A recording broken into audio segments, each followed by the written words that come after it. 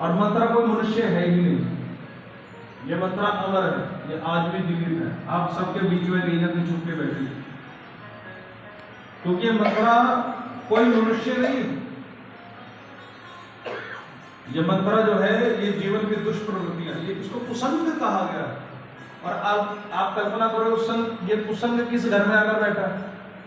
ये कुसंग उस घर के अंदर बैठा है जिस घर का मुखिया धर्म धुरंधर गुण विधि ज्ञानी राजा दशरथ। ये कुसंग उस घर में आकर बैठा है जिसके अंदर बेटे के रूप में स्वयं भगवान नारायण आकर बैठे हैं। ये कुसंग उस घर में आकर बैठा है कि जिसके घर में स्वयं माता लक्ष्मी सीता जी के रूप में आकर बैठी है। ये कुसंग उस घर के अंदर बैठा है कि जहां शेषनाग जहां काल स्वयं आकर बैठा हो। ये उस घर के अंदर आकर बैठा है जहां ब्रह्मा जी के मानस पुत्र गुरुदेव वशिष्ठ आकर जिनके राजन हुए। आप कल्पना करो ऐसे घरों में कुसंग है, हमारी आपकी तो औकात ही कुछ नहीं है उनके सामने। और कोई पूछे मंत्र है कौन, क्या कहेंगे? एक नौकरानी, एक दासी, और गंदा शब्द प्रयोग करूं तो ये 2 कौड़ी की नौकरानी, ये हमारा क्या बिगाड़ लेगी? आप कल्पना करो इस छोटी सी मंथरा ने क्या क्या नहीं किया। इसने राजसभा का निर्णय पलटवा दिया। इस कुसंग ने अयोध्या के महाउत्सव को महा उदासी में बदल दिया। इस कुसंग ने राजा दशरथ को असमय अकाल मृत्यु को मरने के लिए विवश कर दिया। इस कुसंग ने भगवान राम को दर दर वन में भटकने के लिए मजबूर कर दिया। ये है कुसंग की ताकत। और हम लोग क्या कह देते हैं, अरे महाराज आटे में नमक को चल ही जाता है। मानस में लिखा है 6 चीजें रिपु रुज पावक पाप प्रभु अहि गनीय न छोट करी। 6 चीजों को कभी छोटा मत समझिए जीवन में।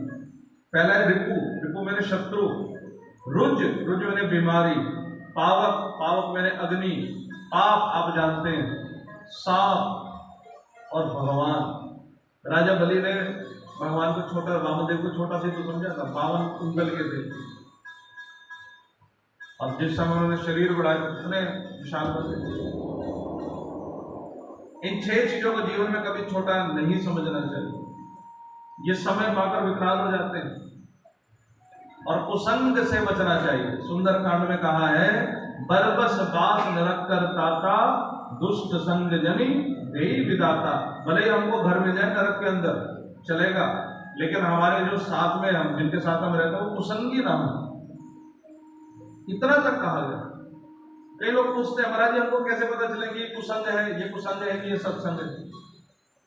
पहली बात तो मैं आपको 2 उदाहरण बताता हूं।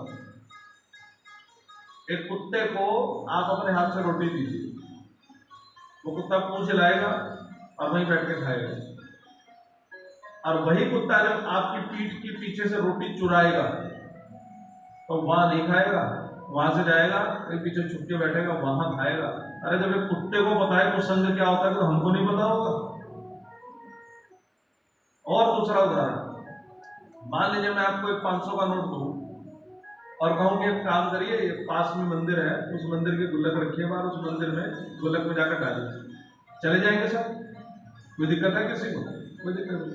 अब मैं आपको एक 500 का नोट देता हूँ, मैं कहता हूँ कि बाहर एक मदिरा की शराब की दुकान है, वहां जाइए, वहां से बोतल खरीद के लाइए। आप में से आधे तो जाएंगे ही, और कोई इनका दुकान तैयार भी हो गया तो वो जाता हुआ 10 बार पलट कर देखेगा कि कोई देख तो नहीं रहा, किसने देख तो नहीं लिया, किसने देख तो नहीं लिया। इसका मतलब कि जब हम उल्टा सीधा कोई गलत काम करते हैं तो कहीं ना कहीं बत्ती जलती है। और किसी काम को करने से पहले अगर ये लाल बत्ती जल रही है तो तुरंत समझ जाना चाहिए, क्योंकि लाल बत्ती को क्रॉस करोगे तो फिर 2 ही काम होंगे, या तो एक्सीडेंट होगा नहीं तो फिर पुलिस वाला चालान काटेगा। ऐसे ही लाल बत्ती को जीवन में क्रॉस करेंगे, पार करेंगे तो फिर जीवन में कुछ ना कुछ गलत होगा। इसलिए कहते हैं सावधानी हटी और दुर्घटना घटी घटी जाती है। कुसंग से बचने का प्रयास करें। कुसंग से कैसे बचा जाए? तो मैंने पहले भी एक बार मैंने कहा कि कुसंग से कैसे बचे, सिर पर किसी को रखिए।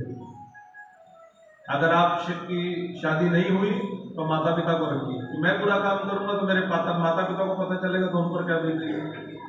छोटे बच्चे हैं तो बच्चों को सिर पर बिठाइए कि मैं बुरा काम करूंगा तो मेरे बच्चों को पता चलेगा तो। और जिन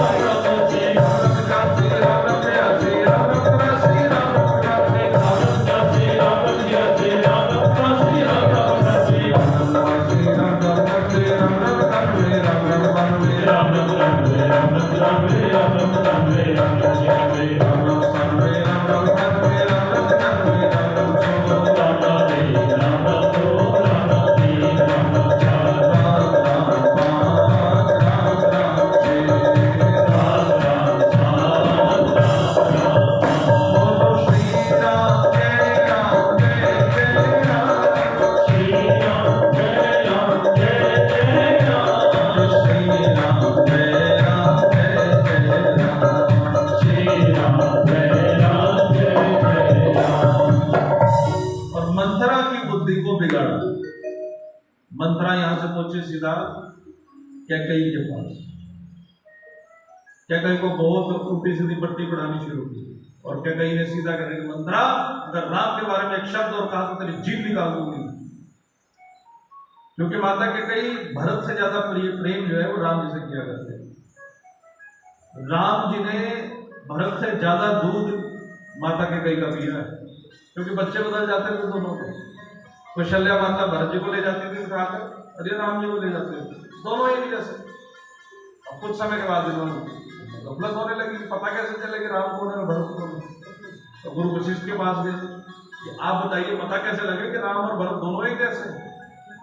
तो गुरुदेव ने कहा कि इन दोनों बच्चों को सामने बिठाना, जो बच्चा दूसरे बच्चे की आंखों की तरफ देखे तो समझ जाओ राम, और जो बच्चा दूसरे बच्चे के पांव की तरफ देखे तो वो समझ जाना वो भरत है, क्योंकि भरत हमेशा राम जी के चरणों की तरफ ही देखेगा। अब सीधा कहा तेरी जीभ निकाल दूंगा अगर राम के बारे में कुछ कहा। तो ये त्रिया चरित्र जिसको कहते हैं, अब उसका प्रयोग इसने शुरू किया। हाँ मुझे क्या लेना देना, भरत राजा बने कि राम राजा बने, मैं कोई थोड़ी महारानी बनूंगी, मैं तो दासी की दासी रहूंगी, मैं कल भी दासी हूं, मैं आज भी दासी हूं, मैं तो तेरे भले की सोच रही थी। इस तरह की पट्टी पढ़ानी शुरू की और धीरे धीरे कैकई मंत्रा की बातों में आने लगी। बार बार अरे अगर राम बन गया ना राजा तो कौशल्या की चलेगी, फिर तो तेरी चलेगी नहीं, तू तो दासियों वाला तेरा जीवन हो जाएगा, ये हो जाएगा। कुल मिलाकर बात ये हुई कि कैकई जो है वो इनकी बातों में आ गई और इसने जो पढ़ाना था इसको पढ़ाया, जाकर कोप भवन में जाकर बैठ गए। शाम का समय राजा दशरथ अपने राजकाज को करके महल में आए। दरवाजे पर खड़ी है मंत्रा।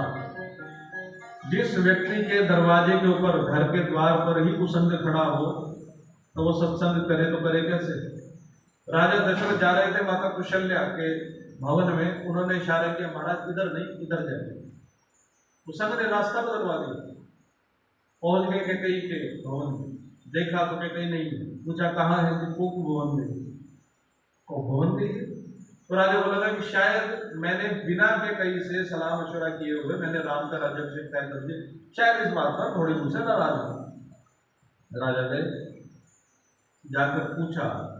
गोस्वामी जी कहते हैं कि हे तो रानी रिसानी पर सत पानी पति नवारही मानो सरोज भुवंग भामिनी विषम भाति निहारही ओ वासना रसना दसन पर परम धाम देखही तुलसी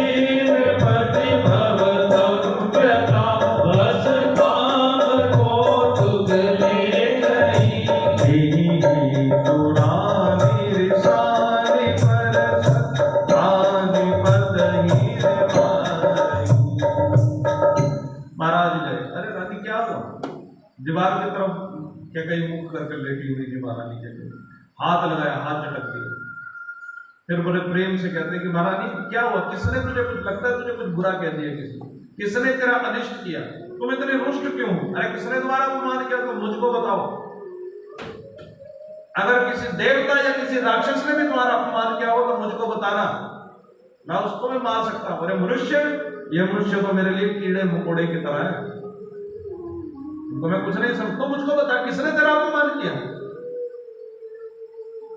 और शब्द कैसे कैसे प्रयोग कर रहे महाराज, बार बार कह राउ सुमुखी सुलोचनी पिक वचनी, हे सुमुखी, हे सुलोचनी, हे गजगामिनी, हे कोकिल वचनी, इस प्रकार के शब्द राजा प्रयोग कर रहे हैं। आपको लगेगा इसमें कौन सी बड़ी बात? पहली बात कि कोई धर्मपरायण राजा अगर अपनी प्रजा को कीड़े मकोड़े की तरह समझने लग जाए तो जिस दिन समझता है उसी दिन भगवान उस व्यक्ति से, उस राजा से रुष्ट हो जाते हैं, उस राज्य से श्री चली जाती है, वो लक्ष्मी भी हीन होने लग जाता है वो राज, जिस देश का राजा अपनी प्रजा को कीड़े मकोड़े समझे।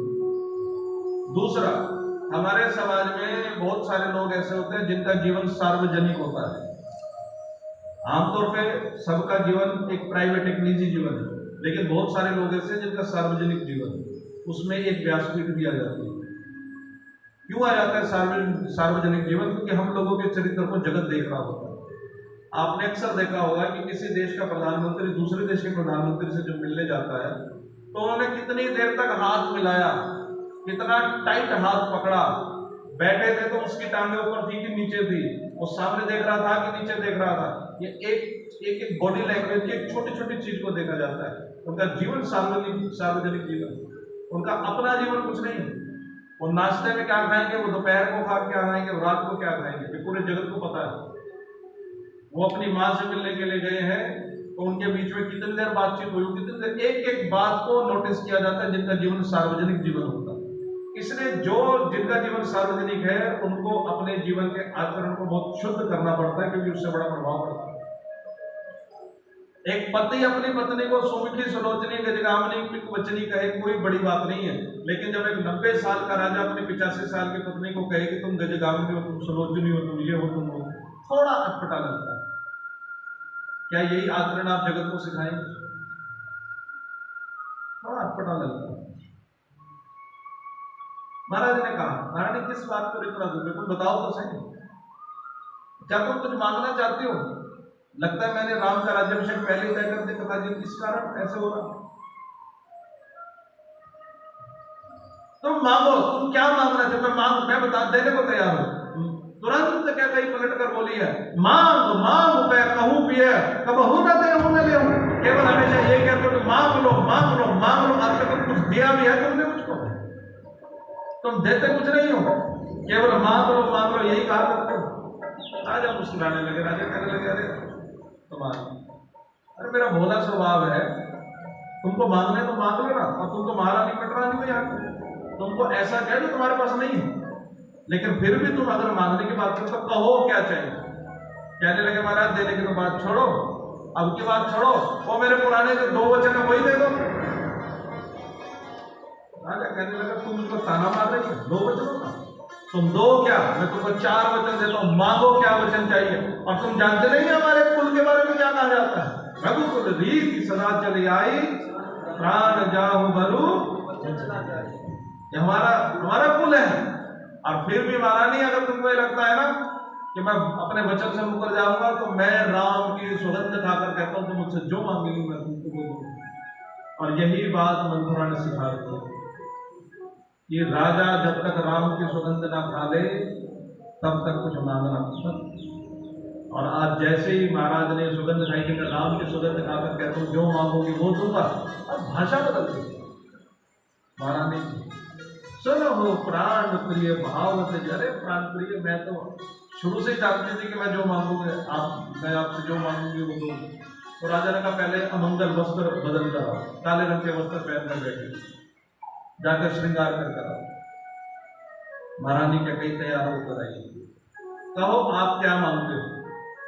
महारानी ने अपनी पहली चाल चली है, महाराज मेरा पहला वचन ये है कि राज सत्ता राम की ना हो, राज सत्ता भरत की। राजा कहने लगा इतनी छोटी सी बात के लिए तो लड़ रही है। अरे मैंने जब राम को कहा कि राम तू राजा बन, तो राम ने तो उल्टा मुझे हाथ जोड़कर कहा कि पिताजी आप एक काम करो, राज सत्ता अब भरत को दो। मैं चाहता हूं कि भरत राजा बने, मेरे भी मन की इच्छा है। और मुझे तो तेरी बात पर कोई आपत्ति नहीं, कल राज सत्ता राम की नहीं, कल राज सत्ता भरत की भी होगी, कोई इसमें कोई बड़ी बात नहीं। अब तुम अपना दूसरा वर बताओ। और जैसे दूसरे वर की बात की तो रानी का स्वर थोड़ा बदला, महाराज मेरा दूसरा वर कान खोलकर सुन लो। उदासीन व्रत में तपस्वी के वेश में राम को 14 वर्ष का वनवास। और जैसी ये शब्द के वनवास, तो महाराज का मुख खुला के खुला रह गया, सर चकरा गया, पूरा महल घूमने लगा, ऐसा लगा कि अभी प्राण बाहर निकलेंगे। तो राजा ने अपने आप को थोड़ा सा बदलते हुए हंसते हुए कहा कि रानी तेरा पहला वर तो मैंने सुन लिया, बाहर शोर बहुत हो रहा है, दूसरा मैं सुन नहीं पाया, जो कि सुन सब कुछ लिया था, एक बार दोबारा बताओ। अब दोबारा और कठोर स्वर के अंदर कहा कि महाराज उदासीन व्रत में तपस्वी के वेश में राम को 14 वर्ष का वनवास। और जैसी ये बात कही तो राजा के हाथ में, महारानी का हाथ था, वो कब हाथ छूटा, अंग वस्त्र कब धरती के ऊपर गिरा, राजा को कुछ पता नहीं चला। और राजा महल के अंदर ऐसे खड़े हैं जैसे संग बरबर की कोई मूर्ति खड़ी, निशब्द महाराज में। क्या कहीं ने कंधा पकड़ा, महाराज क्या हुआ, क्यों जड़ा हो गए, क्या मैं आपकी पत्नी नहीं हूँ, क्या भरत आपका बेटा नहीं हूँ, क्या मुझे कहीं से जीत कर लाए थे, क्या मुझे कहीं से उठा कर लेकर आए थे। और जब इतना फटकारा तब महाराज को होश आया, वो महाराज ने हाथ जोड़ दिए। राजा अपने हृदय को के ऊपर हाथ रखकर अपने प्राणों को रोकता हुआ बोला कि महाराज किसने तेरी बुद्धि बिगाड़ी, किसने तेरी बुद्धि बिगाड़ी।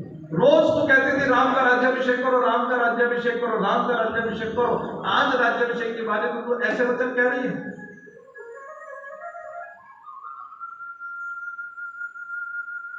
आज तक मेरे राम ने कभी मुझसे ऊंची आवाज में बात नहीं की। तो मुझको एक बात बताओ कि कल मैं राम को वनवास की बात कह दूं तो क्या राम मुझसे एक बार पूछेगा नहीं कि पिताजी मैं वनवास में जा तो रहा हूं, लेकिन कृपा करके ये तो बता दो कि मैंने किया क्या।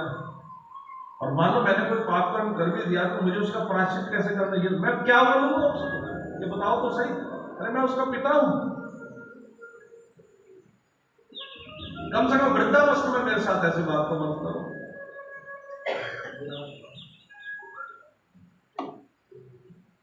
कम से कम मुझे बताओ तो सही कि आप मेरे नाम का दोष क्या, कम से कम इतना तो बताओ। महारानी कठोर स्वर में बोली है कि महाराज अगर यही नाटक करना था तो रघुकुल रीत की बात करते क्यों हो तुम, काहे का रघुकुल तुम्हारा, जब इतनी छोटी सी बात के ऊपर तुम गिरते चले जा रहे हैं। राजा ने हाथ जोड़कर कहा कि क्या कही मेरी एक विनती मान, एक विनती मान,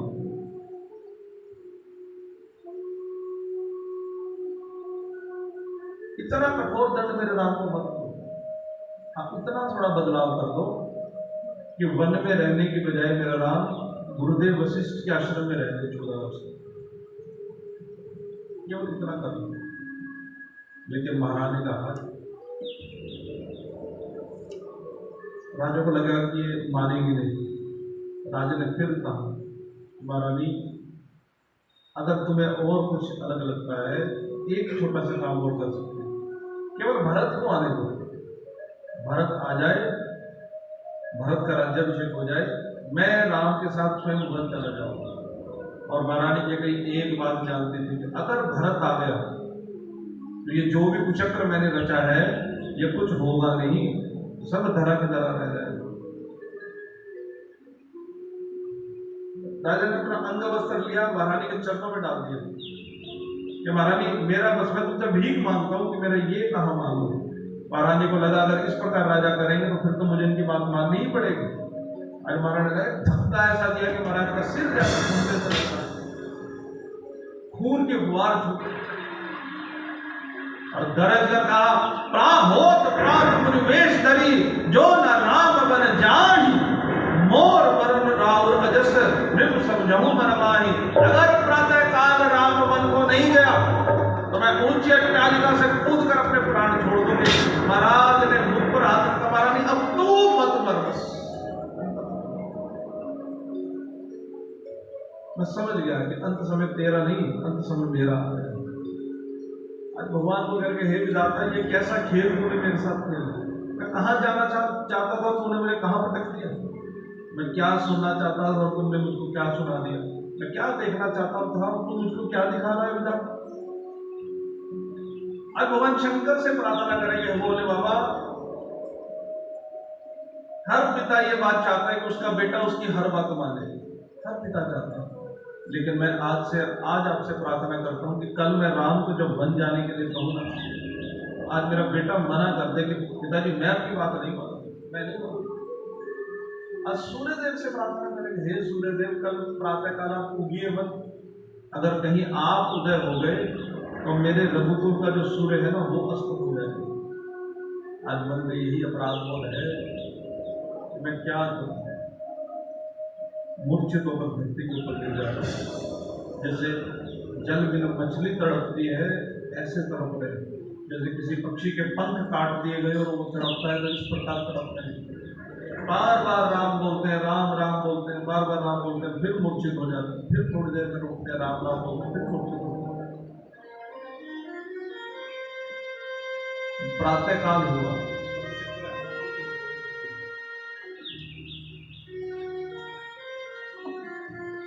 वो महाराज जो ब्रह्म मुहूर्त को जाया करते थे, सुमंत्र आश्चर्यचकित है कि आज तक ये हुआ नहीं है, ये हुआ क्या है। सुमंत्र जी जैसे अंदर गए, जाकर अंदर का हाल देखा, सुमंत्र जी को भटकते रहे, ये स्थिति कई की तरफ देखा,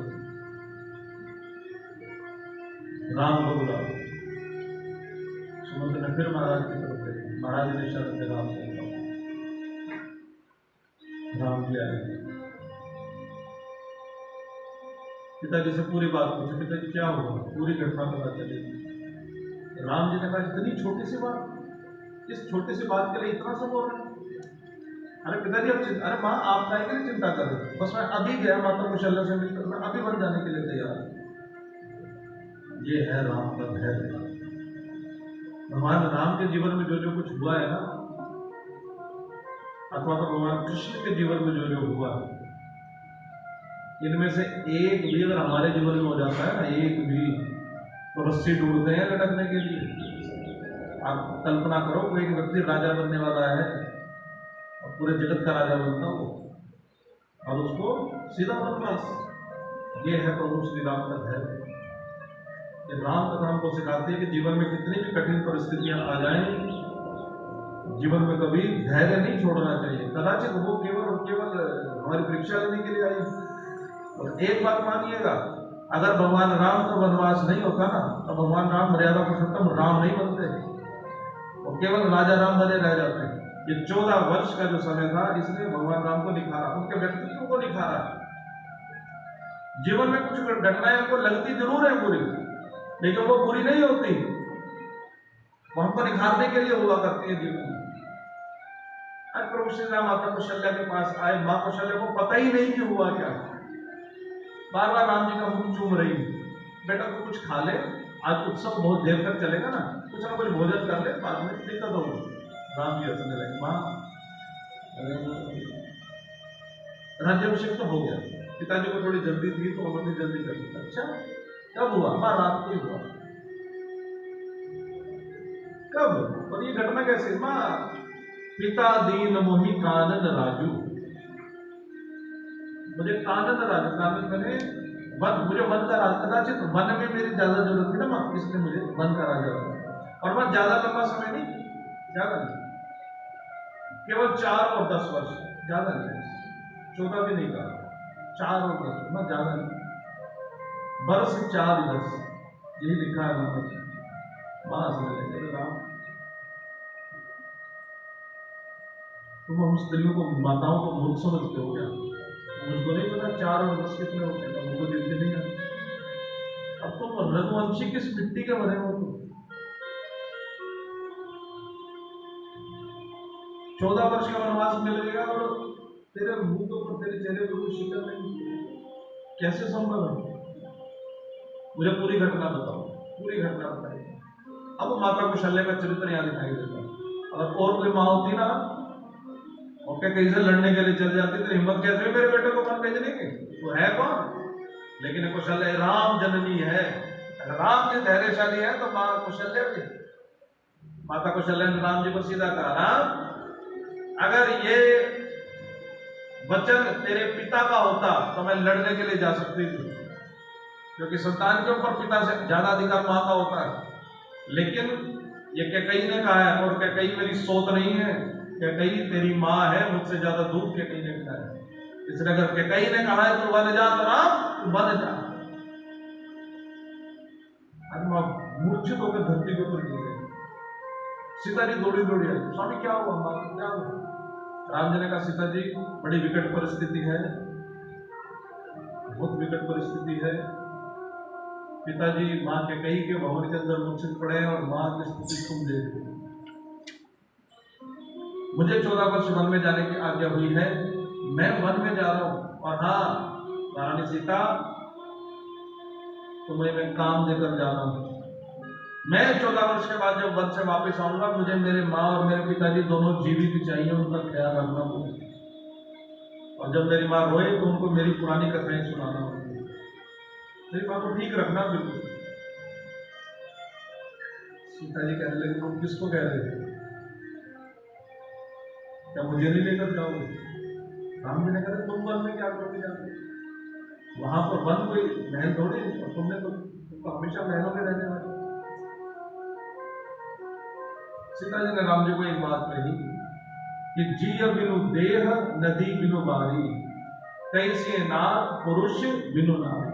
कि जैसे जल के बिना नदी का कोई औचित्य नहीं है, और जैसे आत्मा के बिना शरीर का कोई औचित्य नहीं है, ऐसे ही पति के बिना पत्नी का भी कोई औचित्य जीवन में नहीं है। कहने लगे, स्वामी जाऊंगे तो मैं पक्का।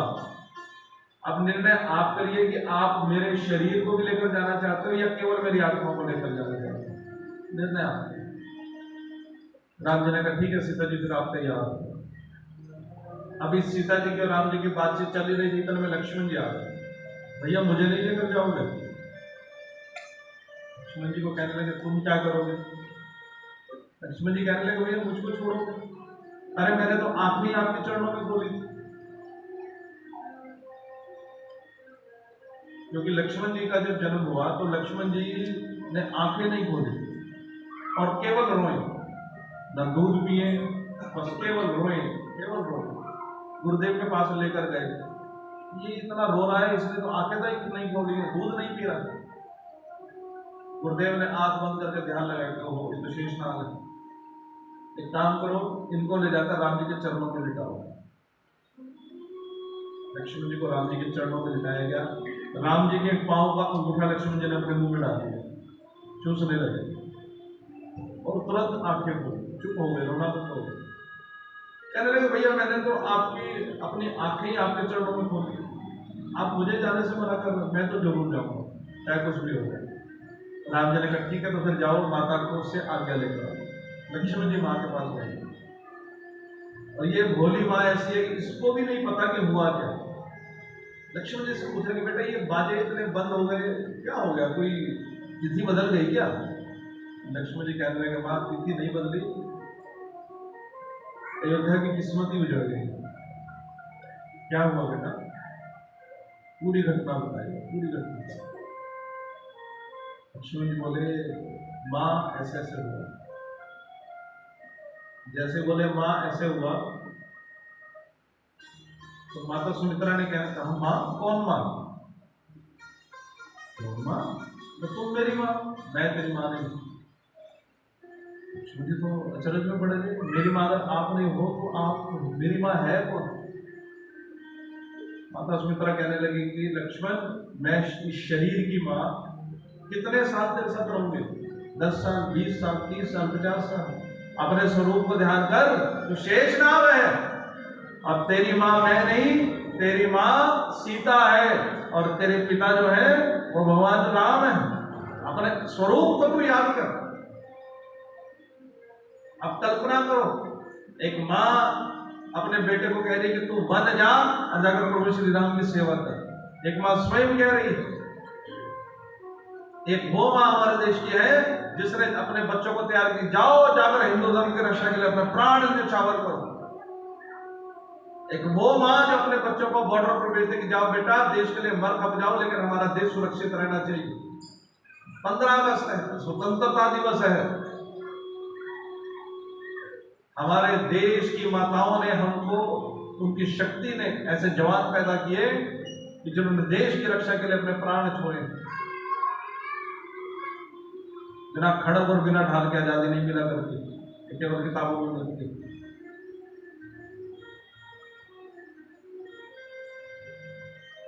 अच्छा एक बात बताइए, आप में से कौन कौन चाहते हैं कि भगत सिंह पैदा हो? जरा हाथ खड़ा करके बताइए, बहुत ऊंचे हाथ खड़े करके। कौन कौन चाहता है भगत सिंह पैदा हो? नीचे। अब आप में से कौन कौन चाहता है कि आपके घर में पैदा हो?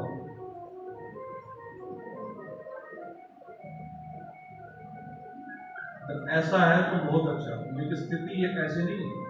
हर कोई चाहता है भगत सिंह पैदा हो, लेकिन मेरे नहीं, पड़ोसी के घर में हो। मैं अपना बच्चा क्यों मरवाऊं? मेरा बच्चा क्यों मरे? मरे तो किसी और, वो किसी का बच्चा नहीं है। आजादी ऐसे मिल गई है उनको। आप कल्पना करो, हजारों हजारों बच्चों ने शहादत दी। अरे गुरु गोविंद सिंह को भूल गए, 4-4 बच्चे देश के ऊपर बांध दिए उन्होंने। और वो तो केवल लिखत है, गिनती के अंदर है, जिनकी कोई गिनती नहीं है। खुदीराम बोस जैसे बच्चे, भगत सिंह जैसे बच्चे, राजगुरु, सुखदेव, बिस्मिल, चंद्रशेखर आजाद, इन सब ने रक्त दिया है ना। उधम सिंह। आज माता सुमित्रा कह रही है कि राम कि जाओ जाकर राम जी की सेवा करना, और याद रखना अवध तहां जहां राम निवासा, कहीं दिवस जहां भानु प्रकाशा। कि जहां सूर्य उदय होता है वहीं पर दिन होता है, और जहां मेरा राम होगा वही अयोध्या होगी। इसलिए जहां राम हो उसी का अयोध्या जानना, और जाकर राम की सेवा करना, और चला जाए यहां से।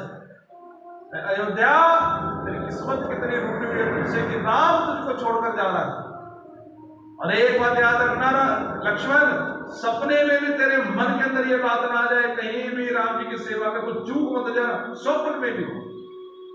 लक्ष्मण जी ने हाथ जोड़े कि मां जब मैं जाग रहा हूंगा तब तो बिल्कुल नहीं होगी, लेकिन सपने के ऊपर निद्रावस्था में बड़ा मुश्किल हो जाता है। इसलिए मैं आपके सामने सुगंध लेता हूं कि इस 14 वर्ष की अवधि में मैं एक भी क्षण सोऊंगा नहीं, प्रभु श्री राम की सेवा करूंगा।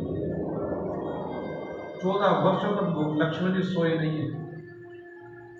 इसलिए कहीं संतजन कहा करते हैं कि जब राम जी का राज्याभिषेक हो रहा था तो लक्ष्मण जी सो गए थे। लक्ष्मण जी ने राम जी का राज्याभिषेक नहीं किया था, क्योंकि 14 वर्ष हो चुके थे।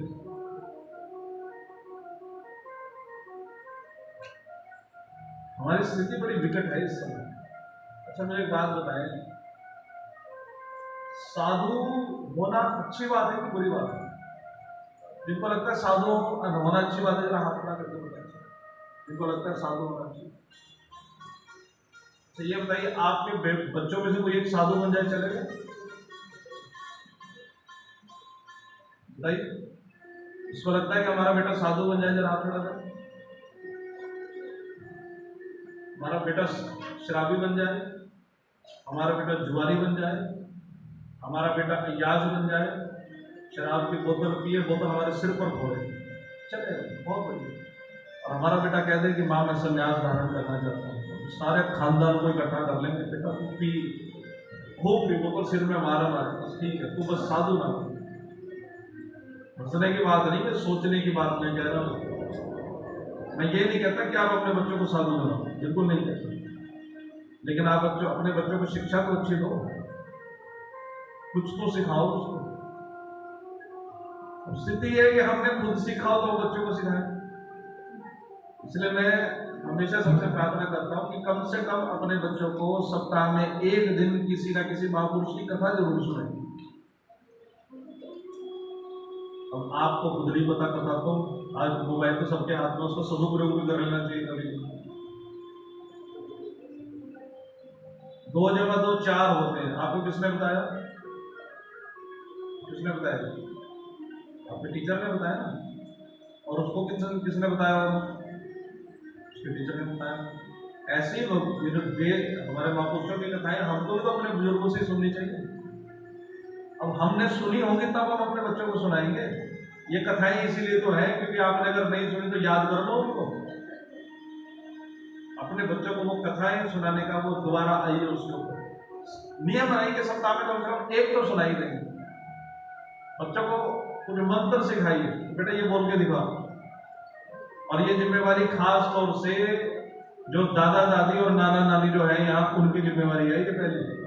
माँ बाप को तो एक बार को छोड़ दो, क्योंकि मैंने अपनी आंखों से खुद देखा है। मैं परिवारों में जाता हूँ तो जिन परिवारों में दादा दादी का, नाना नानी का अपने बच्चों के साथ संबंध बहुत बढ़िया है, जो उनके साथ बैठते हैं, तो उनके सब पोता पोती, वो सब जितने बड़े संस्कारी बच्चे हैं, वो सब संस्कारी। इसलिए अपने बच्चों को ये आदत डालिए कि वो सप्ताह में कम से कम एक कोई ना कोई कथा आप उनको जरूर सुनाएं। एक प्रसंग और यहाँ पर है, हालांकि वो श्री रामचरितमानस में नहीं। यहां से लक्ष्मण जी अपनी धर्मपत्नी उर्मिला से भी मिलने के लिए गए। मानस में प्रसंग नहीं, अन्य रामायण में, कम रामायण के अंदर, वाल्मीकि रामायण में छूते हुए प्रसंग है उसमें कि लक्ष्मण जी उर्मिला जी से मिलने के लिए भी गए और लक्ष्मण जी के मन में दुविधा है, सिर झुकाकर जा रहे थे कि मैं जाकर उर्मिला को कहूंगा तो वो क्या कहेगी। और सीता मैया को तो राम जी लेकर जा रहे हैं, कहीं वो ये ना कह दे कि जब भाभी जा सकती है तो मैं क्यों नहीं, जब दीदी जा सकते हैं तो मैं क्यों ना जाऊं, मैं भी जाऊं। इनके मन में ये विरोधाभासी दुविधा है। और उधर उर्मिला जी को सारी घटना पहले पता है। आज उर्मिला जी ने वो श्रृंगार किया है जो उन्होंने अपने विवाह के समय में किया। आज उर्मिला जी ने आरती का थाल सजाया है कि मेरे पति आएंगे तो उनकी आरती के थाल से स्वागत करूंगा। दरवाजा खुला है, दरवाजा भी बंद नहीं। लक्ष्मण जी ने को खटखटाने की आवश्यकता नहीं पड़ी। लक्ष्मण जी अंदर आए, शीश झुका हुआ। उर्मिला जी ने कंधा पकड़ा, शीश उठाया उनका, स्वामी तुम चिंता मत करो, बिल्कुल चिंता मत करो। मैं एक भी बार पहले तो ये नहीं कहूंगी कि जैसे दीदी जा रही है वैसे मैं भी जाऊँ, मैं बिल्कुल नहीं कहूँगी। मैं कोई जिद नहीं करूंगी, मैं आपसे कुछ मांगूंगी नहीं, बस मैं केवल एक आपसे प्रार्थना करूंगी कि स्वामी इस दीपक के साथ मैं आपकी आरती कर रही हूँ, बस मुझे इतना वचन दे दो कि 14 वर्ष के बाद जब आप वापिस आओ तो मैं इसी दीपक से आपकी आरती उठाऊं, बस मुझे धोखा मत दे देना। और इस बात का पता कैसे चला? इस बात का भेद तब खुला जब हनुमान जी संजीवनी बूटी लेकर जा रहे थे। भरत जी ने तीर चलाया, हनुमान जी मूर्छित होकर धरती के ऊपर गिरे। जब हनुमान जी की आंखें खुली तो सबने पूछा, तो हनुमान जी ने बताया कि बड़ी विकट स्थिति है, लक्ष्मण जी मूर्छित पड़े हैं, मृत्यु का संकट है और मुझे संजीवनी बूटी लेकर जा रहे हैं। तो जिस समय कह रहे थे ना लक्ष्मण की मृत्यु का संकट है, तो उर्मिला जी हंस पड़ी। पता लगता है, माता कौशल्या ने पूछा हंसी किस बात की? कहने लगे मुझे इनकी बात ही नहीं समझ में आ रही। ये कह रहे कि मेरे स्वामी को प्राण का संकट, वो कैसे सकता? जिसके साथ नारायण हो उसके प्राण को संकट। हनुमान जी कहने लगे, माँ विश्वास करो, सच में संकट है। उर्मिला जी ने कहा, अच्छा एक बात बताओ। हनुमान जी आप वहीं से आए हो ना? जी। ये बताओ मेरे स्वामी का शीश कहाँ है? कहने लगे, आपके स्वामी का शीश प्रभु श्री राम की गोद में। अब तो और जोर से, अरे कैसी बात आप करते हो? जिनका शीश प्रभु श्री राम की गोद में हो और उसको मृत्यु हो जाए, ये तो संभव ही नहीं।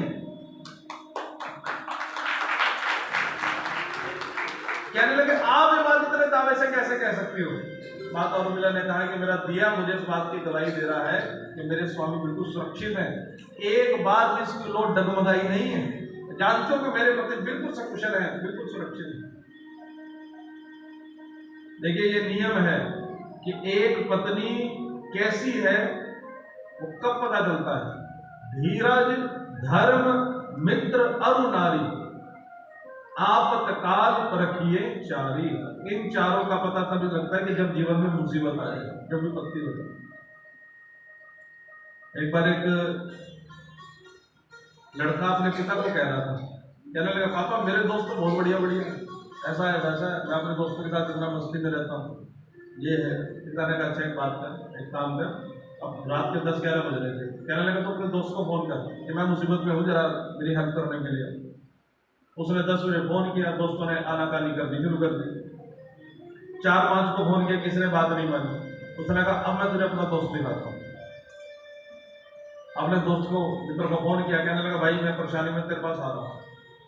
जाकर दरवाजा खटखटाया, दरवाजा खोला, उसके एक हाथ में बंदूक थी, एक हाथ में 50,000 रुपए थे।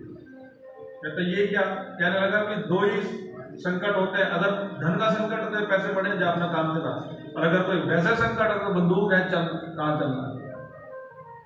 तो दोस्त का पता चलता है, मित्र आपका कब पता चले कि जब मुसीबत हो रही हो, तब पत्नी का तभी पता चलता है, धर्म का, धीरज का तभी पता चलता है कि आपका कितना मजबूत है। और एक बात याद रखिएगा, इन उर्मिला जी ने राजमहल के दरवाजे बंद नहीं होने दिए।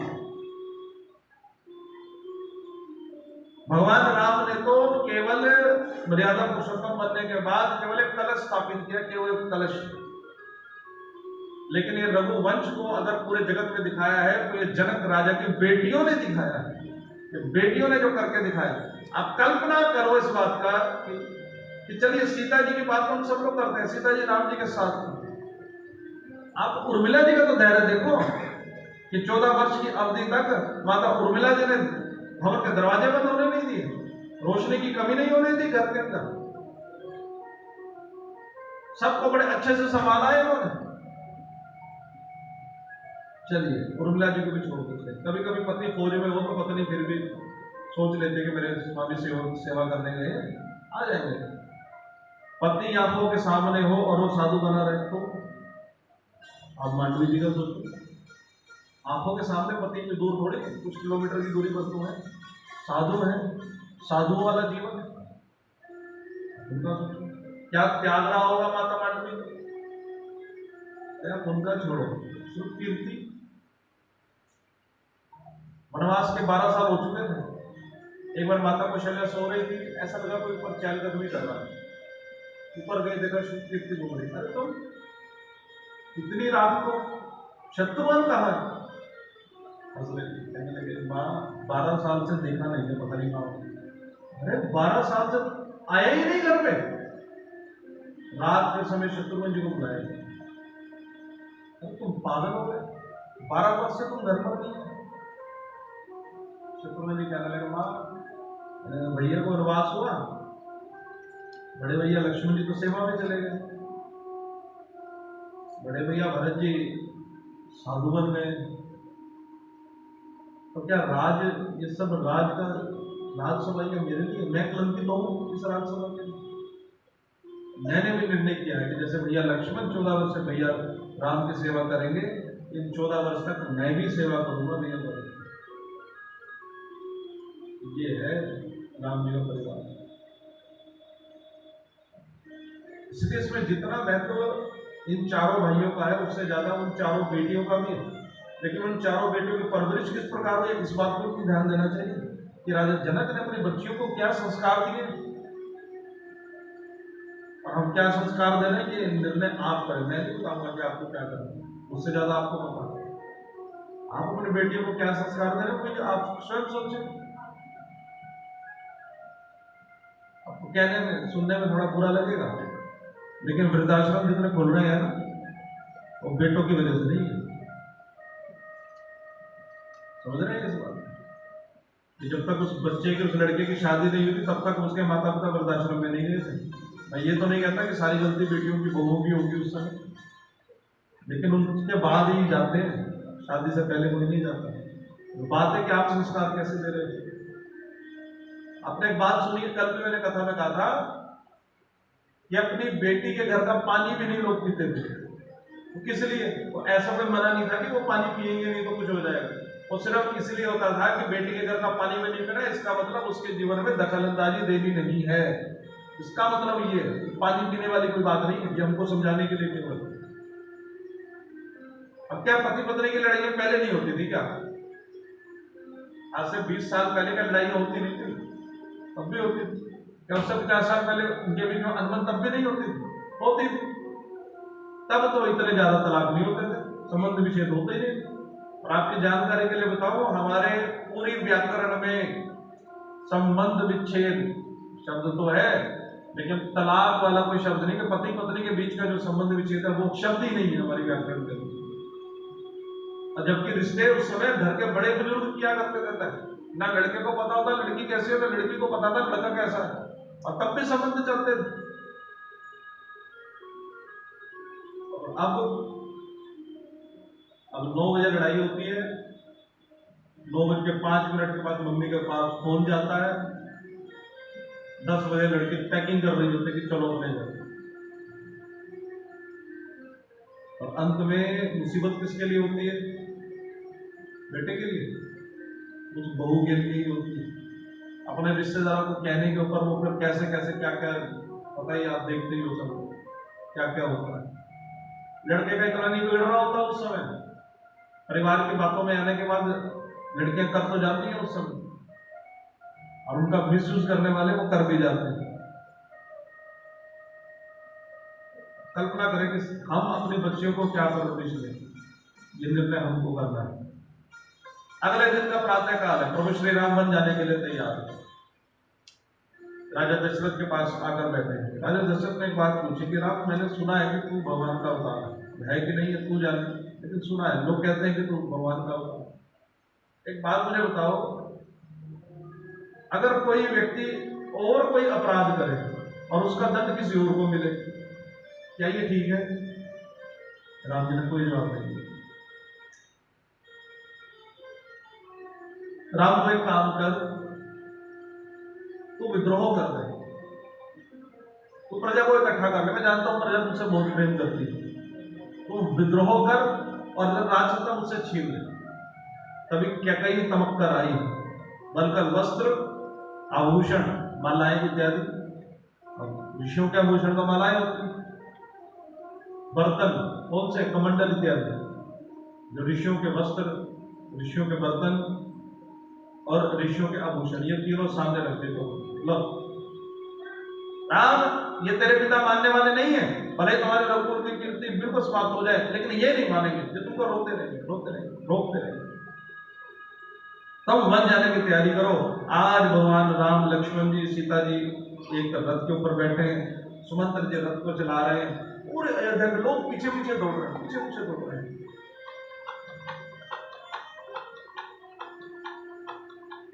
बुजुर्ग लोग बार बार राम जी को रोकने का प्रयास करते हैं, जवान लक्ष्मण जी को रोकते हैं, स्त्रियां सीता जी को रोक रही है, आप वन मत जाइए, आप वन मत जाइए, वन मत जाइए। आप लोग इतना पीछे दौड़ते जा रहे हैं, दौड़ते जा रहे हैं, दौड़ते जा रहे हैं। सायंकाल हो गया, तमसा नदी का किनारा आता है। तमसा नदी के किनारे पर भगवान रथ को रुकवाते हैं। अयोध्या के लोग इतने थके हुए थे, इतने थके हुए थे कि उनको कब नींद आई उनको पता ही नहीं चला। आधी रात का समय हुआ, राम जी ने सुमंत्र जी को उठाया, सुमंत्र जी चले। अगर हमने प्रातः काल तक इंतजार किया तो सुबह उठते ही फिर हमारे पीछे भागेंगे महाराज, अभी चलो। रात के समय रथ को विपरीत दिशा उल्टा अयोध्या की तरफ लेकर गए थोड़ी दूर, और बीच के किसी रास्ते से भगवान राम वहां से चले गए। सब कुछ प्रातःकाल सब लोग उठे, देखा राम है ही नहीं। कुछ तो तमसा नदी में कूद कर प्राण छोड़ने वाले थे। बुजुर्गों ने बताया उनको मत करो ऐसा, लगता है हमारी तपस्या में कोई कमी रह गई, इसलिए राम ने उनको त्याग दिया। लोग भगवान को त्याग देते हैं, भगवान ने हमको त्याग, हम उनके साथ। हमें काम करते हैं, दोबारा चलते हैं अयोध्या, और अब हम ऐसा तप करेंगे, 14 साल ऐसा तप करेंगे कि भगवान कभी हमको छोड़ कर ना चले जाए। और अयोध्या वासियों ने ऐसा तप किया, ऐसा तप किया कि कोई कर ना पाए। एक राजा दशरथ को छोड़ दो तो 14 साल तक अयोध्या में किसी की मृत्यु नहीं हुई, 14 साल तक कोई बच्चे का जन्म नहीं हुआ, 14 साल तक कोई विवाह का उत्सव नहीं हुआ पूरी अयोध्या नगरी के अंदर। ऐसा तप किया सब। लेकिन एक बात यहाँ पे एक बार मन में आती भी है, संजय कहते हैं कि भगवान को प्राप्त करना है तो काम, क्रोध, लोभ, मोह सब कुछ छोड़ दो। ये सब कुछ तो छोड़कर आए थे, ये अपना घर छोड़ाए, परिवार छोड़ाए, सब छोड़कर राम के पास आए। फिर भी राम जी ने इनको अपने पास नहीं रखा, क्योंकि इन्होंने सब कुछ छोड़ दिया, लेकिन एक चीज नहीं छोड़ पाए। क्या नहीं छोड़ा इन्होंने? जो सोवत है सो खोवत है, जो सोवत है सो खोवत है, जो जागत है सो पावत है, जो जागत है सो पावत है। जब चिड़ियों ने चुग खेत लिया, जब चिड़ियों ने चुग खेत लिया, अब पछतावे क्या होवत है। उठ जाग मुसाफिर भोर भई, तब रैन कहाँ जो सोवत है, जो सोवत है सो खोवत है, जो जागत है सो पावत है। सीता राम राम राम राजा राम राम राम, सीता राम राम राम राजा राम राम राम, सीता राम राम राम राजा राम राम राम, सीता राम राम राम राजा राम राम राम, सीता राम राम राम राजा राम राम राम, सीता राम राम राम राजा राम राम राम। भगवत प्राप्ति के अगर दो सबसे बड़े शत्रु हैं तो वो है निंदा और निंद्रा। एक दूसरे की निंदा चुगली करना और दूसरा नींद, यही दोनों भगवत प्राप्ति के सबसे बड़े बाधक हैं। यहां से राम जी तमसा तीर्थ से आगे बढ़े हैं, एक और स्थान आए हैं जिसका नाम है श्रृंगवेर।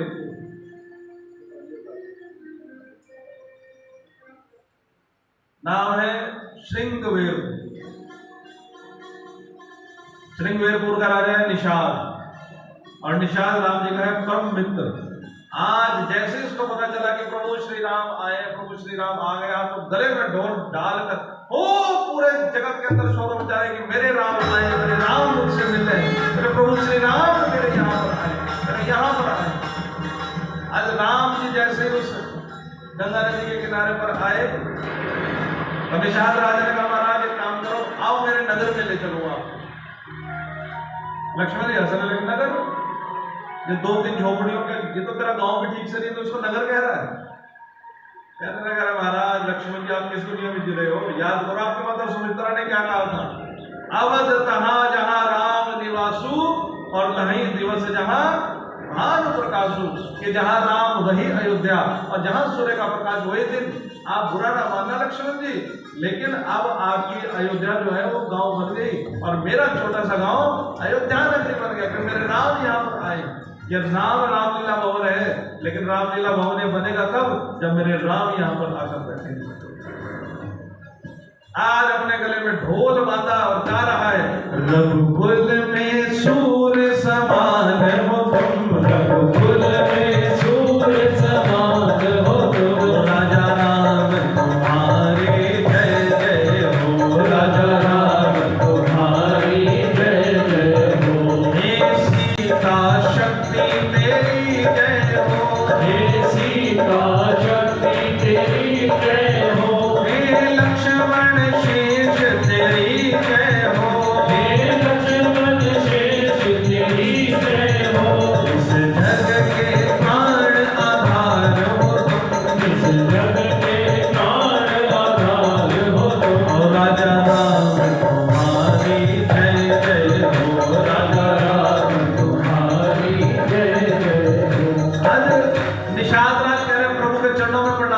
प्रभु मुद्दत से थी ये तलाश मुझे, मुद्दत से थी ये तलाश मुझे, प्रभु मिल ही गए हैं आज मुझे, प्रभु मिल ही गए हैं आज मुझे, सेवा में लगा लो नाथ मुझे, सेवा में लगा लो नाथ मुझे, ओ राजा राम तुम्हारी जय जय हो, राजा राम तुम्हारी जय जय हो। और अगली पंक्तियां मेरे साथ आप गाओ, हमारा कोई साथी ना गाएगा ना बजाएगा।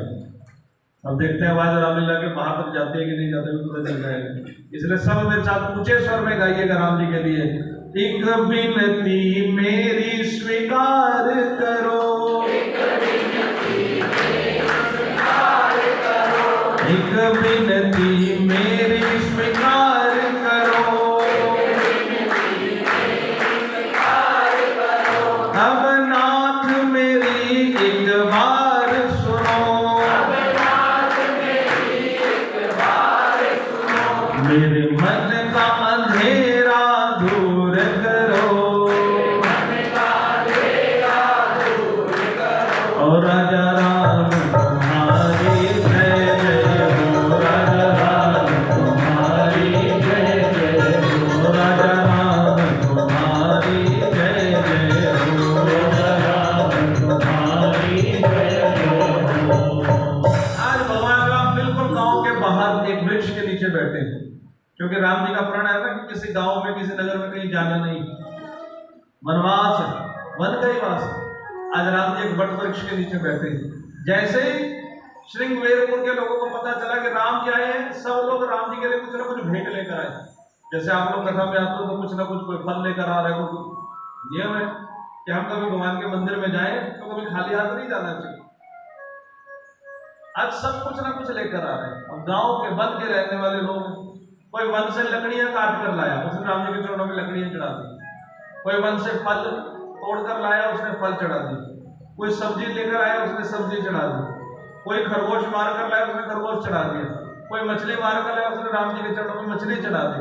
राम जी ने सब कुछ स्वीकार किया, क्योंकि भगवान कभी पदार्थ नहीं देखते, भगवान केवल भाव देखते कि सामने वाला व्यक्ति किस भाव से मुझे क्या दे रहा है। अर्जुन को अपने ऊपर बड़ा घमंड था। मैं महादेव की पूजा करता हूँ, मुझे लगता है रावण के बाद मैं ही होऊंगा। एक दो गाड़ियां रोज, दो बैलगाड़ियां रोज फूल चढ़ाया करता था। और भीम हमारे जैसे तो सीधे साधे लोग चले, दो फूल तोड़ते थे, वही चढ़ा देते थे। अब एक बार अर्जुन का संयोग ऐसा बना, उसको कैलाश जाना था। भोले बाबा के दर्शन करने कैलाश गया। इतनी दुर्गंध रास्ते में, इतनी दुर्गंध पूछो मत। उन्होंने शिव गुरु से पूछा कि महाराज ये इतनी दुर्गंध, वो भी कैलाश पर। कहने लगा पता नहीं कौन सा भगत है इनका, रोज दो बैलगाड़ियां का फूल की चढ़ा देता। इतना घमंडी, एक नंबर का अहंकारी। उसके अहंकार की वजह से सारे के सारे फूल भी वधू वाले हो जाते। उसको पता तो है कि वो मेरी है। और जैसे शिव जी के थोड़ा पास गया, हाँ ऐसी सुगंध की पूछो मत। कहने लगा अब ये सुगंध कैसी? कहने लगा एक और भी है मृगोदर नाम का, वो केवल दो ही फूल चढ़ाता है, लेकिन उसके दो फूलों में उसके भावना ऐसी होती है कि पूरा ही पूरा कैलाश महक जाता है। समझ गया कि भैया कैसे हैं, ये तो बड़े भाई का ही काम है। कोई भगवान को देखो, आपको पैसे की जरूरत नहीं। आप ये बताओ, हम लोग बड़े महान बने फिरते हैं कि हमने फलानी जगह मंदिर बनाने के लिए 10 लाख रुपए दे दिए, हमने ये दे दिए। धन की देवी कौन है?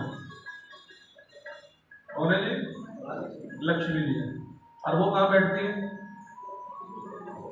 नारायण के चरणों में। अब आप कल्पना करो कि जिनके चरणों में स्वयं माता लक्ष्मी बैठी है, उनको आपके पैसों की जरूरत है? बताइए, है? बिल्कुल नहीं। क्या उनको लड्डुओं की जरूरत है आपके? बिल्कुल नहीं। वो केवल और केवल आपका भाव देखते हैं। आप जब भगवान को मंदिर में भोग लगाने के लिए आते हो, प्रसाद लगाने के लिए, तो पहली लाइन क्या बोलते हो? ए भोग चाख्यो प्रभु। यही बोलते हो ना, ए भोग चाख्यो प्रभु। और जब भोग लग जाता है उसके बाद क्या कहते हो?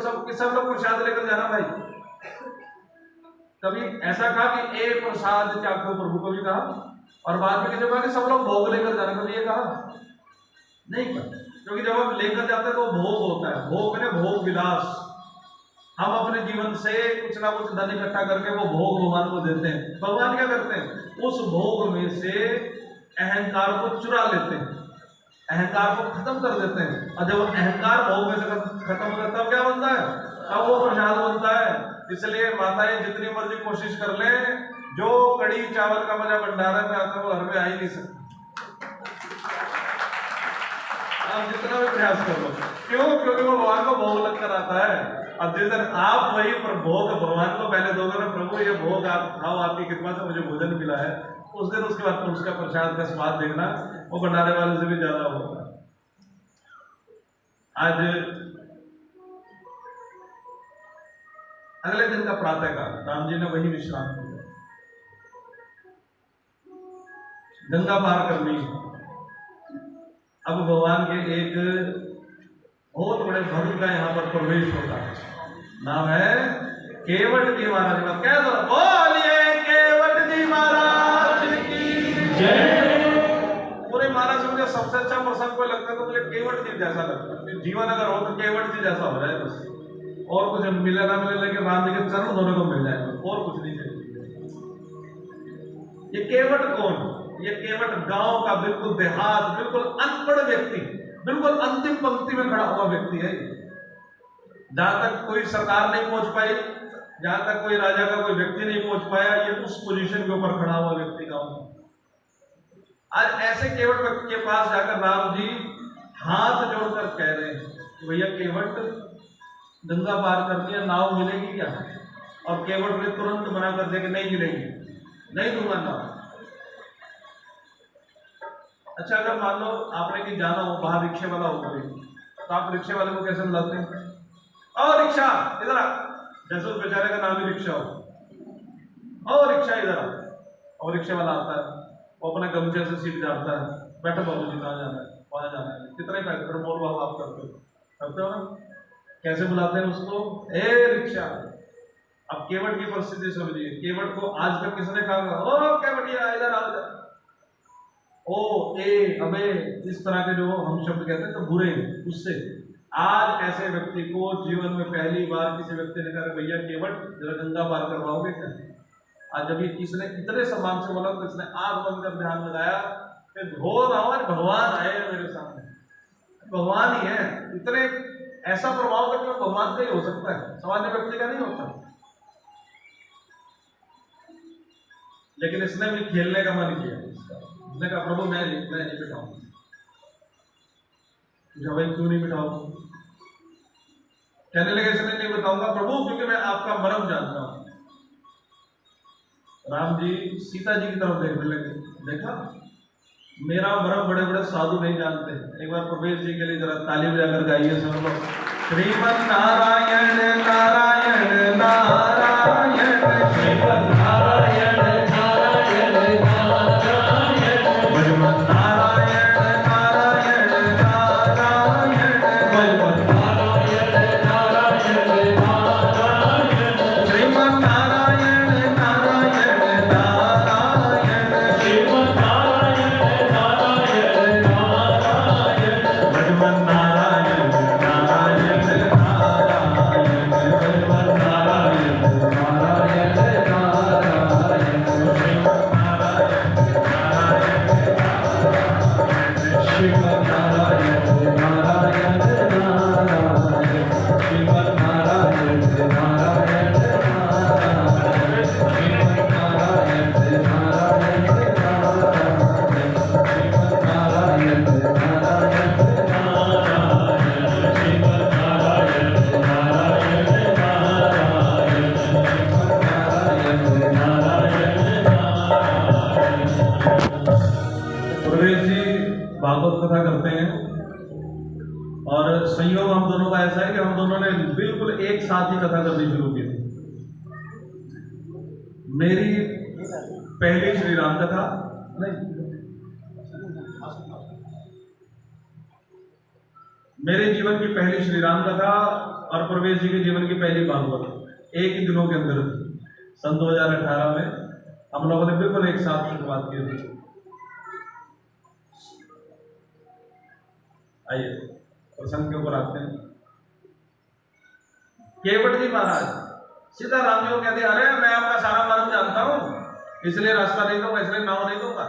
राम जी ने सीता जी की तरफ देखा, देख लो बड़े बड़े साधु मेरा मर्म नहीं जान सकते, ये गांव का जानता है मेरा मर्म क्या। राम जी ने कहा, अच्छा भैया बताओ तुम मेरा क्या मर्म जानते हो। कहने लगे, मैं आपके दो मर्म जानता हूँ।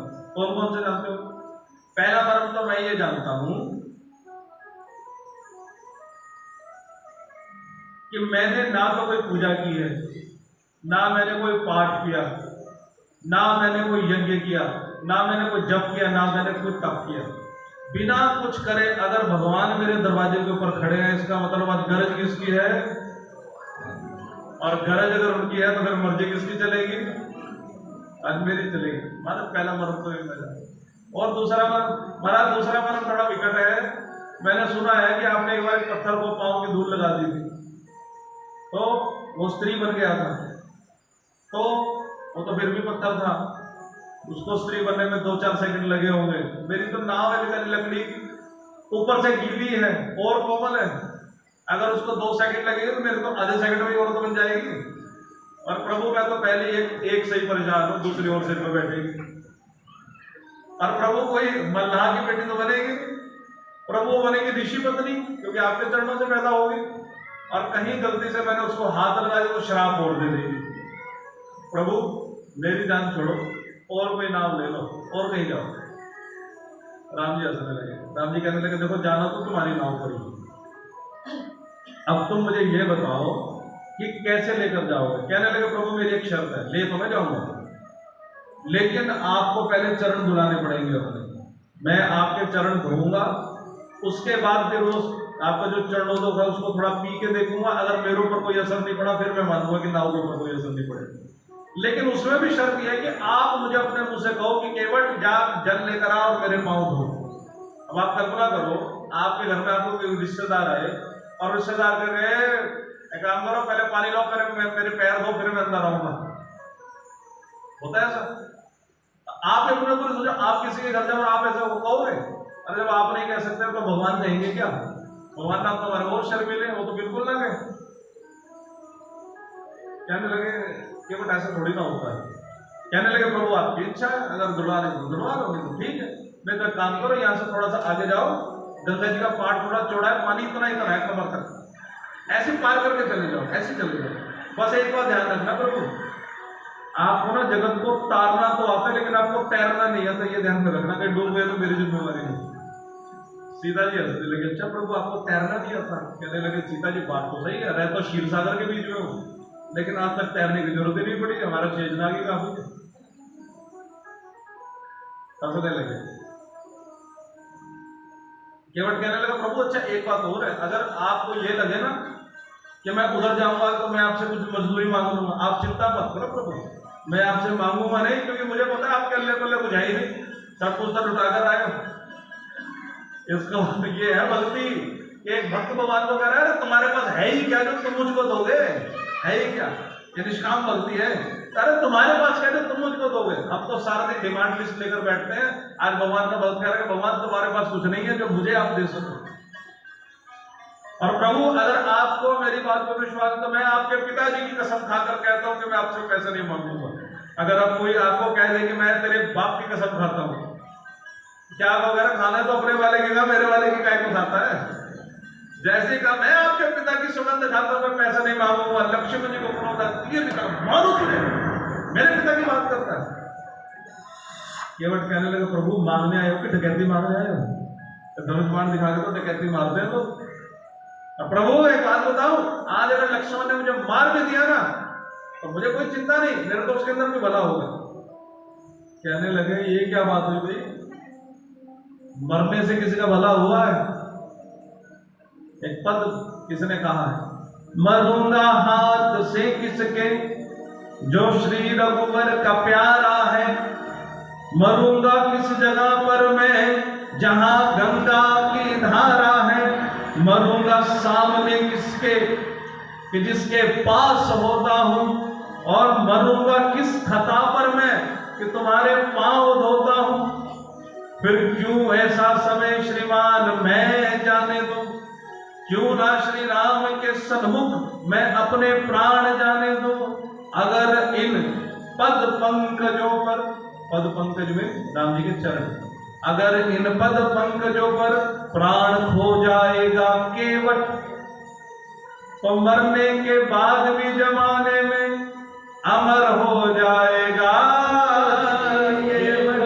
ये प्रभु आज अगर मार भी दिया ना लक्ष्मण जी ने, तो चिंता की बात में मरने को तैयार है। प्रभु हर जगह का अलग अलग नियम होता है, हमारे यहाँ का नियम बिल्कुल अलग है। क्या नियम है आपके यहाँ का? पहली बात, मरूंगा किसके हाथ से? स्वयं विशेषनाथ के हाथ से। किसके सामने मरूंगा? प्रभु आपके सामने मरूंगा। और प्रभु हमारे यहाँ की रीति है कि पत्नी जो है ना, जब सिर पटक पटक के रोएगी तो आपको बड़ी दया आएगी, और फिर मेरा अंतिम संस्कार आपको करना पड़ेगा। और हमारे यहाँ नियम है कि जो अंतिम संस्कार करता है ना, उसकी सप्तमी तक मुझे वहीं रुकना पड़ता है। लक्ष्मण जी तो डर गए कि बेटा अगर मैंने मार दिया तो 17 दिन तक किसी गांव में रुकना पड़ेगा। उन्होंने अपना पहाड़ पीछे छुपा लिया, वापिस रख दिया। ऐसी बातों को सुनकर भगवान खूब हंसे, खूब हंसे, खूब हंसे। देखो 3 लोग बड़ी मुश्किल से हंसते हैं। कौन है जी? 3 लोग। एक तो बड़े बड़े सेठ, अब सेठ के बाद चंदे की पर्ची कटवाने जाओ ना, तो वो हंसेगा नहीं, उल्टा मिट्टी का माधो बन के बैठ जाएगा, जैसे पता नहीं उसका व्यापार लुट गया होगा। उसको पता अगर मैंने चेक के ऊपर साइन करके थोड़ी सी स्माइल दिखा दी ना, तो 51,000 बोलते हुए तो देर नहीं लगेगी। इसलिए मैं ऐसे बिल्कुल गड़े मुर्दे वाली बात बिल्कुल ऐसे करेंगे, मतलब लुट गया जी, मेरे तो ये हो गया जी, इतना ही लो, इतना ही लो। तो प्रवेश जी ऐसे होता है ना। नंबर 2, बड़े बड़े ऑफिसर। अब सुभाष जी से पूछ लो, ये मस्त मौला अभी है जब अपने सीट के ऊपर बैठे होते थे तब कैसे बैठे होते थे? क्यों? अगर ज्यादा हंस गया तो काम ज्यादा करना पड़ेगा। और तीसरे भगवान, भगवान केवल मुस्कुराते दिखाई देंगे आपको भगवान का, लेकिन आज भगवान ने खूब ठाता मार के कह रहा है, वाह केवट कमाल, जा एक काम कर, तू जल लेकर आ और मेरे पैर धो। आज राम जी कह रहे हैं अब जाना है गंगा जी की तरफ, केवट भाग रहा है अपने घर की तरफ। लक्ष्मण जी ने कहा भैया देख लो, फिर ये उल्टे काम कर रहा है, फिर आप कहोगे मुझे भैया केवट गंगा जी सामने यहाँ से चल लो। आज केवट ने हाथ जोड़कर प्रभु 2 बातें। पहली बात है, गंगा मेरे किसी काम की नहीं, किसी काम की नहीं। प्रभु मैंने सुना है कि कोई 400 कोस दूर से भी गंगा जी की तरफ मुख करके अगर हाथ जोड़कर जय गंगा मैया कहते हैं तो उसका अगला, उसके जीवन के सारे पाप समाप्त हो जाते हैं। प्रभु अगर कोई पक्षी एक बार गंगा का पाट पार कर ले उड़कर, तो अगला जन्म उसका मनुष्य हो जाता है। प्रभु लेकिन गंगा मेरे किसी काम की नहीं, मेरे किसी काम की गंगा नहीं है। प्रभु मेरे कितने पूर्वज लोगों को गंगा पार कराते कराते मर गए, मेरा जीवन भी खत्म हो जाएगा, लेकिन मैं आज भी अछूत का अछूत हूं। कोई मुझे छूने को तैयार नहीं है। तो जल अपने घर से लेकर आऊंगा, कदाचित इस कठोते से कोई नई गंगा पैदा हो जाए जो हमको भी पार हो जाए। और प्रभु एक बात और भी, प्रभु मैंने सुना मैं गांव का गरीब देहाती जरूर हूं, लेकिन मैं जानता हूं कि जब भी कोई अच्छा अनुष्ठान करना होता है ना प्रभु, तब धर्म पत्नी साथ में होनी चाहिए। मैं अपनी पत्नी को लेने जाता हूँ। लक्ष्मण जी ने कहा लो भैया, अब तो सुबह हुई, अगर घरवाली के पास जाएगा फिर वो पार्लर जाएगी और वहाँ 3 घंटे लगेंगे, 4 घंटे लगेंगे, इसका पता नहीं। लेकिन धन्य है केवट जी की पत्नी को पार्लर गई। तो शशि जी की छुट्टी थी ना, शशि जी कथा में इनका पार्लर बंद है आज। प्रभु श्री राम के चरण धो रहा है, बड़ी मस्जिद। कल्पना करो राम जी का एक पांव कठोते के अंदर है, एक केवट के हाथ में, मस्ती में धोने में लगा। राम जी डगमगा रहा है, भाई गिराएगा क्या? अरे प्रभु गिरने का इतना डर तो मेरा सिर पकड़ लो ना तुम। आज सिर के ऊपर हाथ रखा। अब कल्पना करो इस दृश्य का कि राम जी के दोनों हाथ केवट के सिर के ऊपर हैं और राम जी के पांव केवट के हाथ के अंदर है। तो कौन होगा?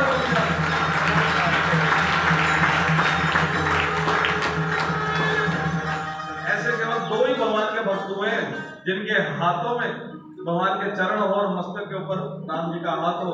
एक हमारे केवट जी महाराज, एक हमारे हनुमान जी महाराज, केवल यही दोनों इस जगत के अंदर ऐसे हुए। बालाजी महाराज की जय। आज राम जी की आंखों से तो गरम गरम आंसू निकले और केवट की दादी को कर दी। केवट ने देखा प्रभु रो रहे हो? क्यों? मैंने सुना था कि मैं भक्तों को संभाल, लोग तो यही आते हैं मैं भक्तों को संभालता हूँ। आज मुझे समझ में आया कि मैं नहीं संभालता, उल्टे मेरे भक्त मुझको संभाला करते। ये हमारे केवट जी वहां आज राम जी के चरण धोए, बिठाया। सबसे पहले इसको, सबसे पहले राम जी ने हाथ जोड़ के सीता जी, उसके बाद फिर राम जी चढ़े, फिर लक्ष्मण जी चढ़े, फिर निषाद राज भूर चढ़ा और अंत में केवट जी चढ़े। एक बार की बात है, एक रेलवे स्टेशन के ऊपर एक बुजुर्ग थे और वो सीट पर बैठे मानस पढ़ रहे थे। इतने में एक बिल्कुल नया नया जोड़ा वो आया था, विदेश आया और घूमने का, तो उसने देखा कि ये रामायण पढ़ रहे हैं। कहने लगा अरे ओ माय गॉड, यहाँ के बूढ़ों को अभी भी रामायण से कोई वो स्टेशन पर बैठे यहाँ भी रामायण नहीं किया जाता, तो बड़ा तिरस्कृत करते वो बोला। अब इतने में ट्रेन आई, अब ट्रेन आई तो ट्रेन होती भीड़ में धक्का मुक्की हुई, किसी तरह वो बेचारे चढ़े। जैसे ही चढ़े शोर मच गया, अरे औरत नीचे रह गई, इसकी औरत नीचे रह गई, इसकी औरत नीचे रह गई। चेन खींची गई, वो नीचे अपनी वाइफ को करने के लिए लेने के लिए आया। उनके बूढ़े सज्जन ने उसका कान पकड़ा है, बेटे अगर रामायण पढ़ी होती, अगर केवट की कथा पढ़ी होती तो पता लगता कि नाव पर पहले किसको चढ़ाना चाहिए। पहले पत्नी को चढ़ाना था कि पहले खुद चढ़ना था? खुद चढ़ के बैठ गया वहां। राम जी ने पहले सीता जी को चढ़ाया था। ये नियम है लेडीज फर्स्ट, ये राम जी के टाइम से अभी का नहीं है कि आप तो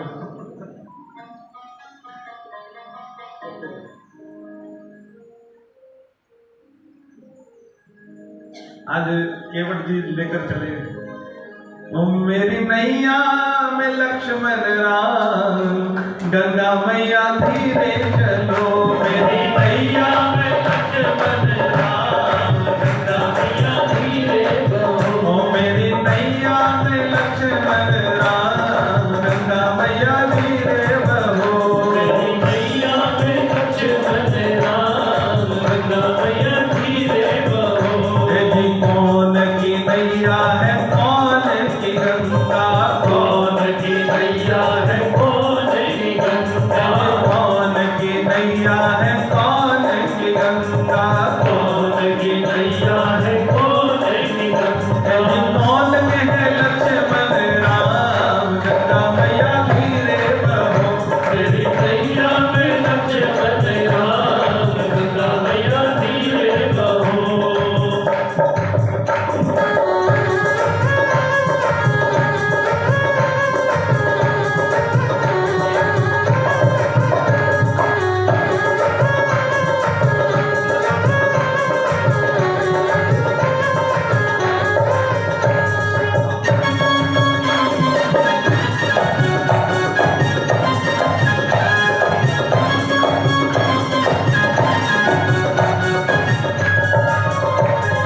केवट की नैया भगीरथ की गंगा, केवट की नैया भगीरथ की गंगा, केवट की नैया भगीरथ की गंगा, केवट की नैया भगीरथ की गंगा। राजा दशरथ के लक्ष्मण राम, गंगा मैया धीरे बहो। मेरी नैया में लक्ष्मण राम, गंगा मैया धीरे बहो। काहे आई नैया और काहे आई गंगा, काहे आई नैया और काहे आई गंगा।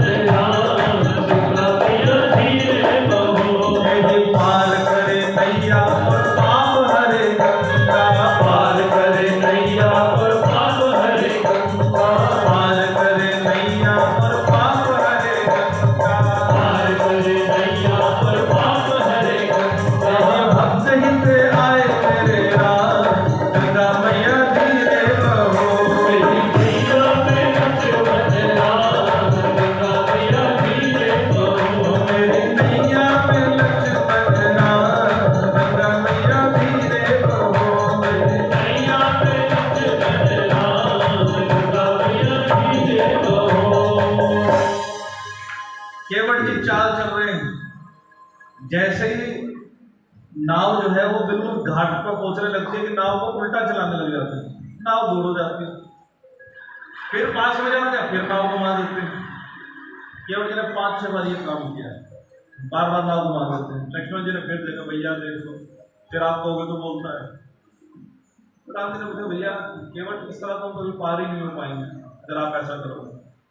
केवट भी चालाक पूरा कहने लगा, बस 4-5 चक्कर में हो गया था, थक गए। कहने लगे क्यों? कहने लगा हमको देख लो, 84 का चक्कर है ये, आप 5 चक्कर में थक गए, हमको 84 लाख योनियों के चक्कर में घुमाते हो, तब नहीं पता लगता तुमको? प्रभु ये 4-5 चक्कर में घबरा रहे हैं आप, प्रभु थोड़ा हमारे ऊपर भी कृपा करो।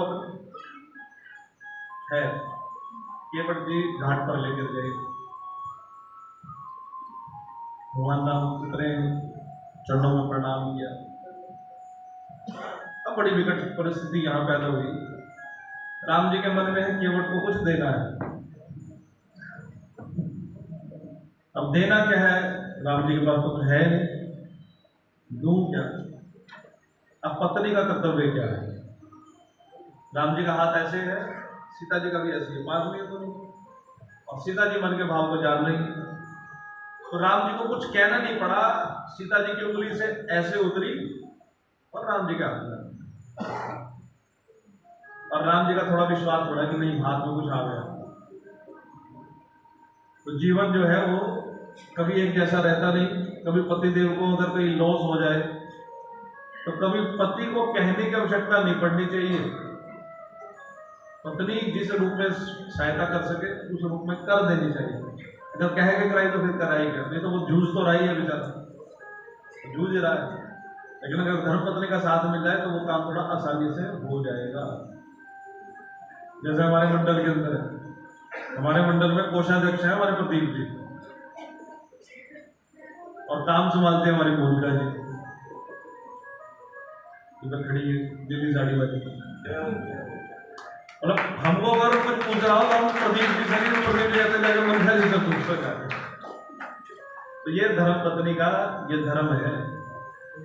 पियहि यकीसिय जान निहारी, मनि मुदरी मन मुदित उतारी। उतार कर राम जी के हाथ में वो मुद्री आ गई। अब राम जी केवट से पूछ रहे हैं, बोलो भैया केवट आपको क्या उतराई? केवट जी हंसने लगे, भाई उतरा रहे प्रभु, उतराई की बात आप कर रहे हैं? प्रभु हम तो एक जैसे ही है ना, हम दोनों तो एक जैसे व्यापारी। हाँ वो थोड़ा सा अंतर है, आप जरा होलसेलर और मैं छोटा सा रिटेलर हूँ, केवल इतना ही तो अंतर है। हम दोनों एक मतलब बिरादरी बिल्कुल एक जैसे। अब लक्ष्मण जी थोड़ा फिर तनाव, लक्ष्मण जी कहने लगे कि क्या बात करता है? केवट जी कहने लगे, प्रभु इनको आज सुबह नाश्ते में चाय नहीं पिलाई, ठीक है इनको, हर छोटी छोटी बात पे बार बार कहने लगे। लक्ष्मण जी मेरी बात सुनो, किसी भी जाति का व्यक्ति अगर सोने का काम करे तो क्या कहलाएगा? किसी भी जाति का व्यक्ति अगर लोहे का काम करे तो क्या कहलाएगा? किसी भी जाति का व्यक्ति अगर किसी को पार कराने का काम करे तो क्या कराएगा? मल्लाह।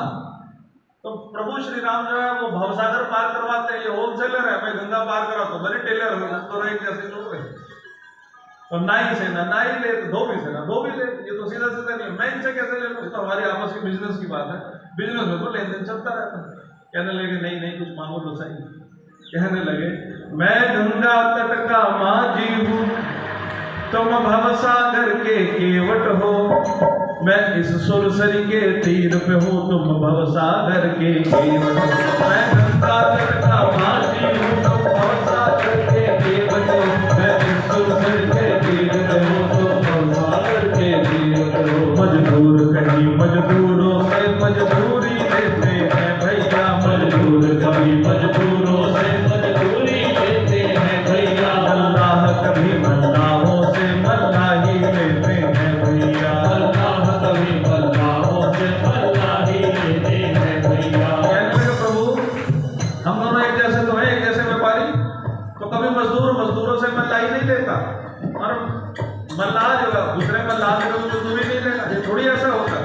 और फिर भी प्रभु अगर आपको लगता है ना कि आपको ऊपर कर्जा चढ़ गया, अपने को ऋणी समझते हो, ऋणी समझते हो, अगर आप अपने को ऋणी समझते हो तो ऋण तुम वहीं चुका देना।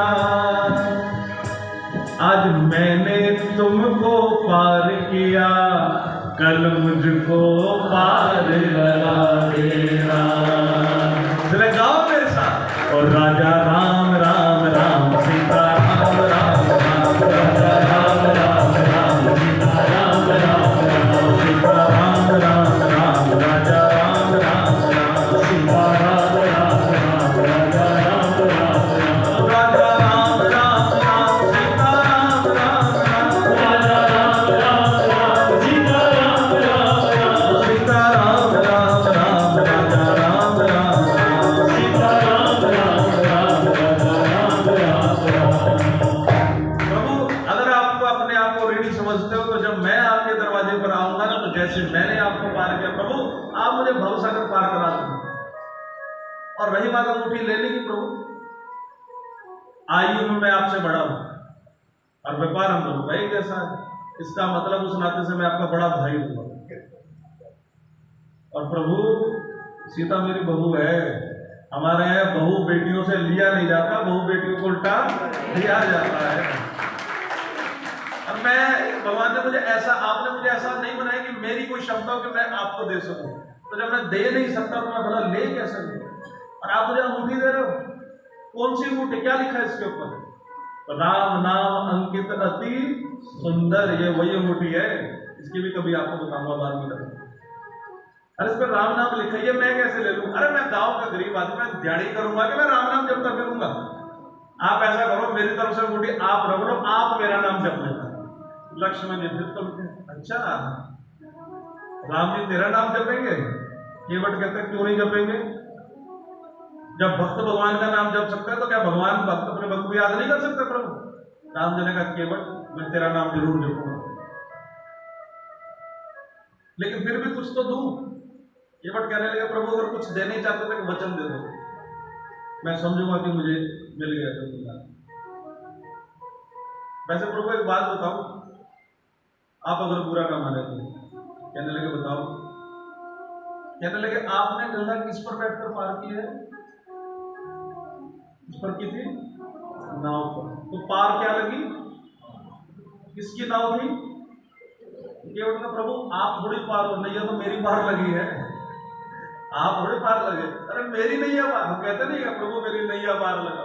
केवट कहते प्रभु आपके नहीं, नैया तो मेरी पार लगी है। अगर आप कुछ देना चाहते हो तो मुझे वचन दे दो कि जब आप वापस आओगे 14 वर्ष के बाद तो मेरी नाव पे ही आकर पार करोगे। और भगवान ने वचन निभाया, नाव तो नहीं भी, लेकिन केवट से जरूर मिले। जब राम जी का राज्याभिषेक हो रहा था तो भरत जी ने राम जी से पूछा था कि प्रभु कोई विशिष्ट अतिथि है ऐसा जिनका कार्ड में नाम कुछ भेजना रहेगा? राम जी ने कहा है तो नहीं, पर ओहो, अरे एक तो रह गया, अगर वो नहीं है तो फिर मेरा राज्याभिषेक किसी काम के नहीं। तो सबसे पहला कार्ड अगर जाएगा तो हम तो भगवान को भेजते हैं, भगवान ने भक्त को भेजा, जाकर पहला कार्ड मंत्र पर जाकर केवट को भेजा हो।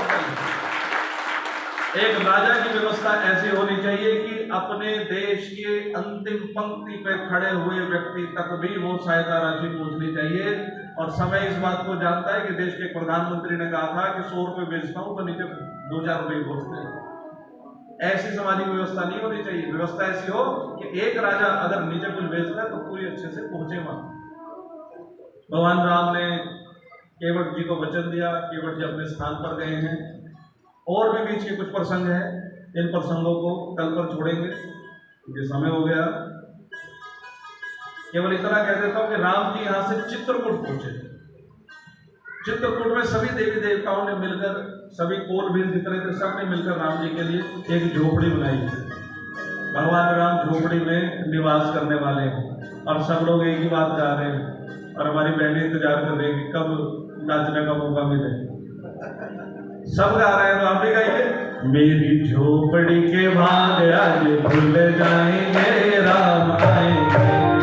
मेरी झोपड़ी के भाग आज भूल जाएंगे, राम आएंगे। राम आएंगे आएंगे राम आएंगे, राम आएंगे आएंगे राम आएंगे। ओ मेरी झोपड़ी के भाग आज भूल जाएंगे, राम आएंगे। मेरी झोपड़ी के